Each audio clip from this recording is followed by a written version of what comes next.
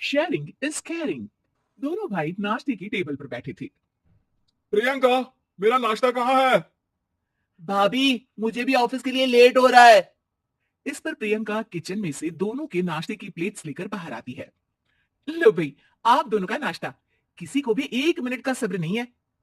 ये प्रियंका का ससुराल है, जहां कोई औरत ना होने की वजह से शादी वाले दिन से ही घर के साथ दोनों भाइयों की जिम्मेदारियां प्रियंका संभाल लेती है।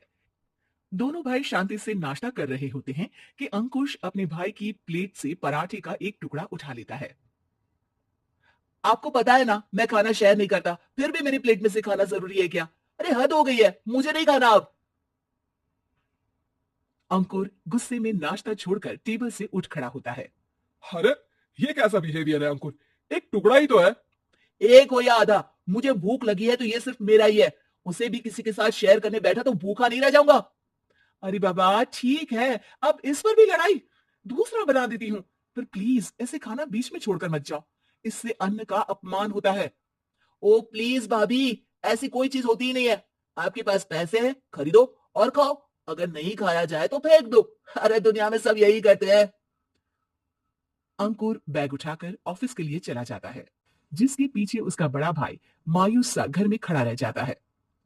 जिसने बचपन से सोने की चम्मच में खाया हो, उसे दुनिया के बारे में क्या पता होगा?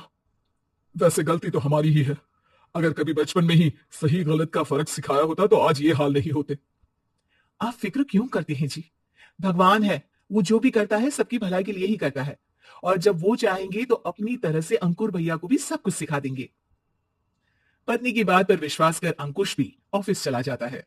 सुबह से दोपहर होती है और अंकुर लंच करने ऑफिस के पास वाले रेस्टोरेंट में पहुंचता है, जहां वो एक साथ बहुत सारा खाना ऑर्डर कर देता है। सर, क्या कोई आपको ज्वाइन करने वाला है? नहीं तो क्यों? अब कुछ नहीं सर, ऐसे ही। वेटर चला जाता है और कुछ देर में अंकुर का ऑर्डर लेकर वापस आता है, जिस पर अंकुर सब डिशेस में से थोड़ा थोड़ा खाकर बाकी ऐसे ही छोड़कर बिल देकर चला जाता है। वाह भगवान, तेरी माया। कहीं कोई एक एक टुकड़े के लिए तरसता रहता है और ये 5 लोगों का खाना ऑर्डर करके एक का भी पूरा नहीं खाते। पैसे और बालों की माया। वेटर टेबल साफ कर बचा हुआ सारा खाना लेकर रेस्टोरेंट के पीछे घूम रहे बच्चों के पास पहुंच जाता है, जिसे देख बच्चों के चेहरे खिल उठते हैं। वाह, आज इतना सारा खाना आया। थैंक यू भैया। भगवान आपको खाने की फैक्ट्री बना दे। अगर ये फैक्ट्री मेरी होती तो तुम लोगों को कभी किसी का झूठा बचा हुआ खाना नहीं खाना पड़ता। चलो तुम लोग खाओ, पर ध्यान रखो किसी को पता ना चले, नहीं तो मेरी नौकरी चली जाएगी। इसी के साथ दिन बीतता है और रात को दोनों भाई एक साथ घर पहुंचते हैं। कुछ देर में सब डिनर करने बैठते हैं, जहां अंकुश अंकुर को समझाने की कोशिश करता है। अंकुर, अगर हमें लाइफ में सब कुछ मिला है, इसका ये मतलब नहीं कि तुम उसका गलत फायदा उठाओ, बल्कि तुम्हें उसकी मदद से दूसरों को भी मदद करनी चाहिए। भैया, जिनके पास नहीं है उनकी वजह मैं तो नहीं ना। और ऐसे बहुत लोग हैं जिनके पास सब कुछ है। इसलिए अगर मैं एक इंसान कुछ नहीं करूंगा तो कोई फर्क नहीं पड़ने वाला। तुम्हारे भैया बस एक चीज समझाना चाहते हैं कि जिस चीज की हमारे पास कमी नहीं है, उसे बर्बाद करने से अच्छा है कि लोगों के साथ शेयर करें। इससे हम सिर्फ सामान नहीं, खुशियां भी बांटते हैं, और इसमें तुम्हारा ज्यादा कुछ तो जाएगा नहीं। भैया भाभी की बात सुन अंकुर कुछ बोले बिना उठकर चला जाता है। इसी तरह दिन बीतते रहते हैं, जिसमें अंकुश और प्रियंका कोशिश तो बहुत करते हैं, पर अंकुर पर किसी भी चीज का कोई असर नहीं पड़ता। एक दोपहर अंकुर सैंडविच खाते हुए सड़क के किनारे चल रहा होता है। तभी उसकी नजर आइसक्रीम वाले पर पड़ती है और वो सैंडविच सड़क किनारे फेंक आइसक्रीम खरीदने पहुंच जाता है। अब इसे कहते हैं जिंदगी का सुख। जैसे ही अंकुर आइसक्रीम लेकर पीछे मुड़ता है, तो एक आदमी को सड़क से वही सैंडविच उठाते हुए दिखता है। वो आदमी बहुत कमजोर, गरीब, जैसे बहुत दिनों से खाना ना खाया हो वैसा लग रहा था। अंकुर उसके पास जाकर खड़ा हो जाता है। उसे देखकर आदमी सैंडविच अंकुर की तरफ कर देता है। आपको भी खाना है क्या? क्या हम इसे आधा आधा कर ले? मुझे बहुत भूख लगी है।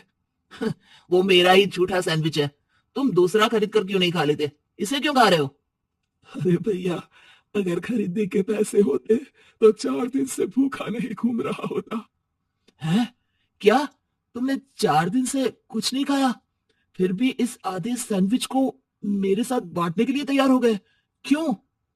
अरे भैया, पैसा नहीं है तो क्या हुआ? इंसानियत आज भी उतनी महंगी नहीं हुई, और ना ही उस पर अमीर गरीब का टैग लगा है। जो हम उसे रख ना सके।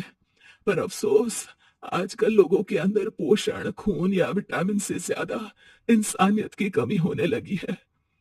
आदमी की बातों से अंकुर को समझ में आ जाता है कि वो आज तक कितना गलत काम करता आ रहा था। इसके बाद से वो अपनी किसी के साथ शेयर नहीं करने और खाने को बर्बाद करने वाली आदत को छोड़ देता है।